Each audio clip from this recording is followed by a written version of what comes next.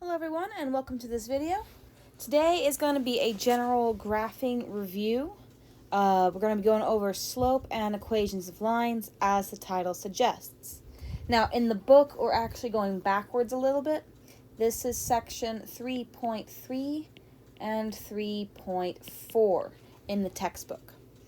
Okay, so for those of you following along, we have actually gone backwards a little bit. And now we're going to review a bit of graphing. Now, the main word in this is the word review. Okay, a lot of the stuff we're going over you should already know, and some of it we even went over back in chapter 1. If there's any part of this review that is completely foreign to you, please let me know and we'll go over it.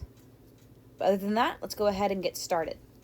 So we're going to start with the equations of lines piece first, okay, and do a general review of how to graph depending on what equation of the line you're given. So there are actually three types, or three different ways you can write a line. The first way is standard. And then standard is AX plus BY is equal to C. Okay? Some of you may remember this one, others of you won't. We don't really use standard a whole lot, at least not today. We'll come back to it later. But standard gives you x and y intercepts. So you could plug a 0 in for A and get the y-intercept. You could plug a 0 in for B and get the x-intercept. Okay, so that's standard, and those are the two pieces of information it gives you. Now next, we have possibly your favorite, and that is going to be slope-intercept. Now slope-intercept is the y is equal to mx plus b equation. All right, it's called slope-intercept form because the two pieces of information it gives you is your slope, which is m, and then your y-intercept, which is b. Now we're going to use slope-intercept form a lot, but there is one more, and that is called point-slope form. And this one's actually my favorite. This one is y minus y1 is equal to m times x minus x1. All right, and this one gives you two things. It gives you the slope, which is m, and the point, which is x1 and y1. Now I'll get into why this one is my favorite here in a little bit, but please make sure you know these are the three different ways you can write a line. All of them are totally valid, and all of them can be graphed from. That being said, let's go ahead and get started on these first two, and it is graphing the equation of a line on a graph. Okay? Now, in number 1, we're given the equation of the line in slope-intercept form. So this is in our y is equal to mx plus b format. So the first thing you need to do is identify your pieces. My slope is this number right here. So m is 2/5. Okay, 2 over 5. And my b is -2. Okay, don't forget your signs. Now, please notice m is a number. B is a number. X and y are just chilling in this equation. Okay? Slope does not include x. X is its own separate variable. It does its own job. Slope is a number, and b is a number, okay? Now, when I go to graph this, what I'm going to do is I'm going to graph the y-intercept first. So I'm going to go down here to -2, and then I'm going to go up 2 over 5, because that's my slope. So up 2 over 5. And then you can even go backwards. You can go down 2 and left 5. And it comes out to the same thing. This is a line that has a positive slope because the graph is going up. Okay? If the graph was going down, I'll draw a dotted line in a different color so you can see it. If the graph was going down, this would be a negative slope. Okay? And I like to think of it as a little dude on a bike. Okay, so here's my bike. Okay, there it is. Yay, bike. Now, if I have a little dude on a bike and my little dude is going uphill, then it's a positive slope. If my little dude's on a bike going downhill, well, then this is a negative slope. Okay? Doesn't matter how steep or shallow it is. If the bike is going uphill, you got a positive slope. And if the bike is going downhill, it's a negative slope. All right, let's go on to number 2.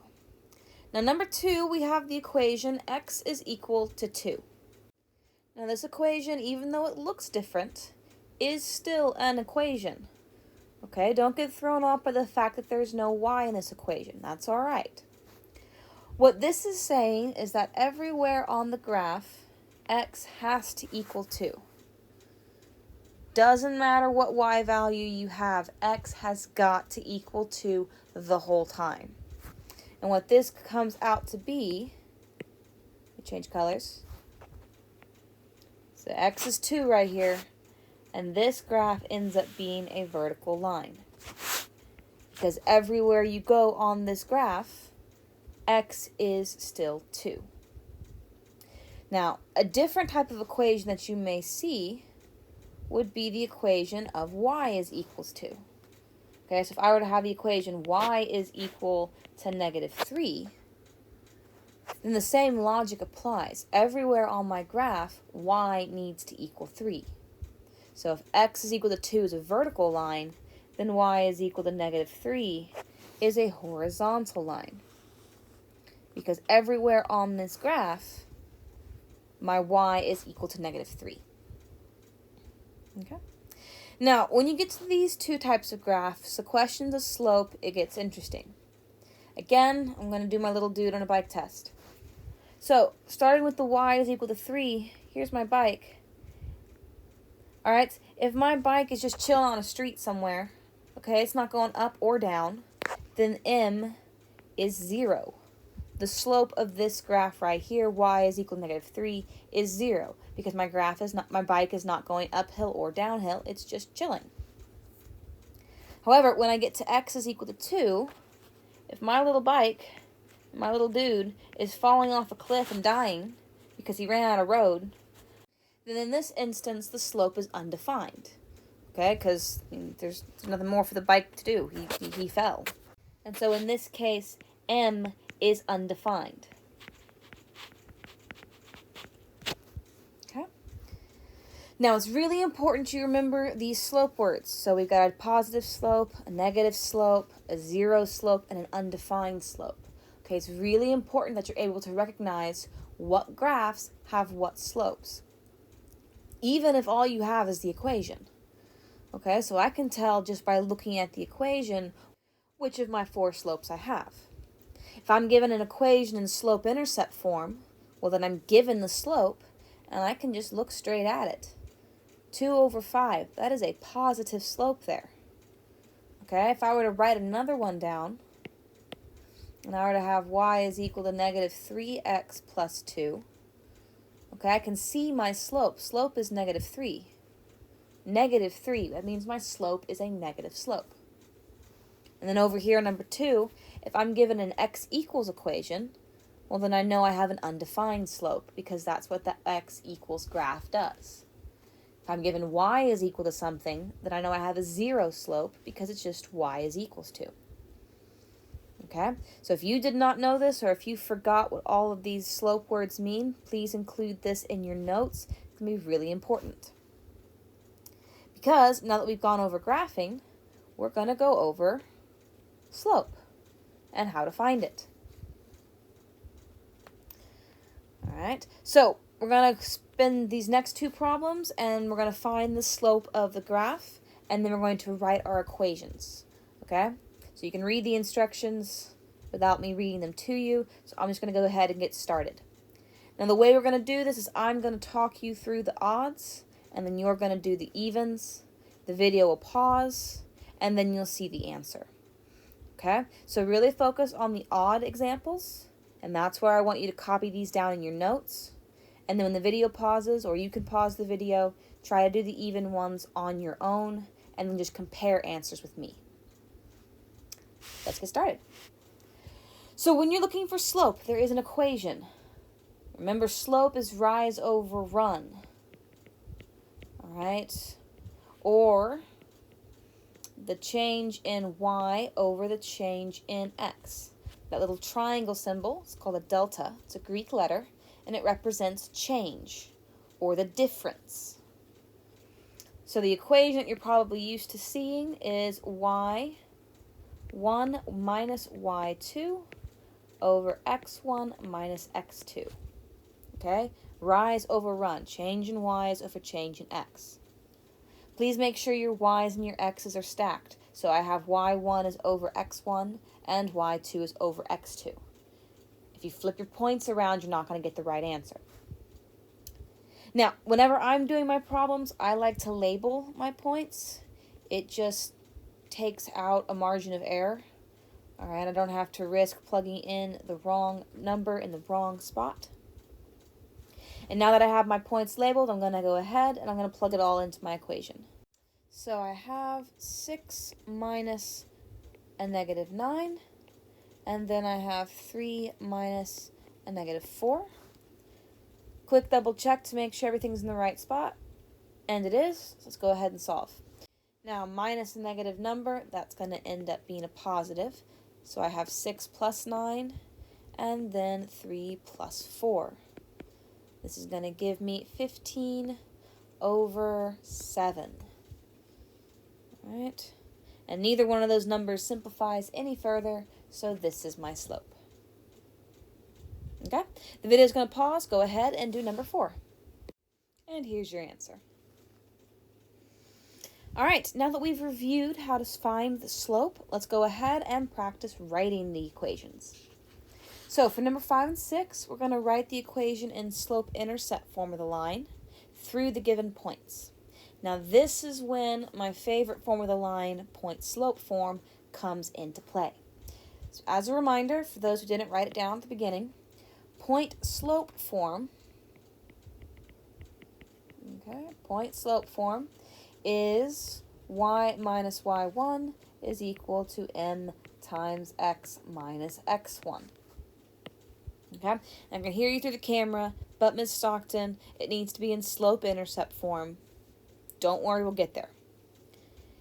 Now, the nice thing about point-slope form is that all you need is a point and a slope in order to get the equation of the line. Okay, so if I'm going into slope-intercept form, then I need a slope and the y-intercepts. And as you can tell from both 5 and 6, neither one of those examples gives me the y-intercept. So while I can go straight into slope-intercept form, it's actually going to be a bit of work. Okay? Point-slope, on the other hand, is a little less work. So we're going to go with that one. All right, so in order to write it in point-slope form, I need a point and I need a slope. I have 2 points, so I'm good on that front. All I need now is the slope. So I'm going to go ahead and label my points just as a continued layer of practice. And I'm going to go ahead and solve for slope. So that's negative 1 plus 5 over 5 minus 4. 4 over 1, which is 4. Okay, so now I have my slope, and I can plug it in to my point-slope form. Now, for no other reason than because it came first, I'm going to use this point. Okay, you can use the other point, you'll get to the same answer. I just picked that one, and there really is no specific reason for it. It just came first. So I'm going to use the same y1 and x1 variables, and I'm going to plug everything into this equation. So I have y minus a negative 1 is equal to 4 times x minus 5. Okay, all I did was plug everything in. And now I can rewrite it in my y is equal to mx plus b form. And that's where I wanted to go. So this is going to be y plus 1 is equal to 4x minus 20, because you distribute. Minus 1, y is equal to 4x minus 21. And here's my answer. All right, the video is going to pause. You go ahead and do the next one. And there's your answer. All right, so now it's a bit of recap. In questions numbers 1 and 2, we were just graphing lines and reviewing the different types of slope. In questions 3 and 4, all we were doing was finding slope. 5 and 6, we were given a point, 2 points actually, and we needed to write the equation of the line. Now, in our last set of problems, you're going to see a familiar vocab word, and that is parallel. So no longer are we just trying to write a line through 2 random points, but now I want lines that are parallel. Okay? Now, when you have parallel lines, this means you have the same slope. Okay? Because in order for 2 lines to be parallel in the first place, they have to be coplanar and they can't ever touch. And if 2 lines aren't going to touch, that means that they have the exact same slope. All right? So when you're doing these problems, the first thing you're going to do is you're going to find your slope. In this case, m is equal to 5 over 2. Then what you need to do is take that slope and this point, and it's the exact same thing as we did in 5 and 6. You're going to take that information and you're going to plug it into point slope form and then rewrite it in whatever form the question asks for. In this case, slope-intercept form. So here we go. I have my point and I have my slope. I'm going to label just to make sure I don't have any errors. And now I'm going to plug in. Y minus a negative 5 is equal to, it's 5 over 2 times x minus a negative 4. And I simplify my subtraction, and I have y plus 5 is equal to 5 over 2 times x minus plus 4. All right, now I'm going to distribute, and once I do that, I get y plus 5 is equal to 5 halves x plus 10. Okay, because when you distribute, all right, 5 times 4 is 20, divided by 2 is 10. Minus 5 to both sides. And I have y is equal to 5 over 2x plus 5. This is a line that is parallel to this line over here, but goes through the point -4, -5. All right, your turn. Go ahead and do number 8. And how'd you do? All right, hopefully you got the right answers. Hopefully everything made sense. If not, please make sure you email me or ask me about it next time I see you in class, because part of this chapter is not only proofs, but we're going to be doing a little bit of coordinate geometry along with it. So it's really important to know your slopes and to know how to graph. Okay? That is it for today's video. If you have any questions, let me know, and I will see you next time. Bye, guys.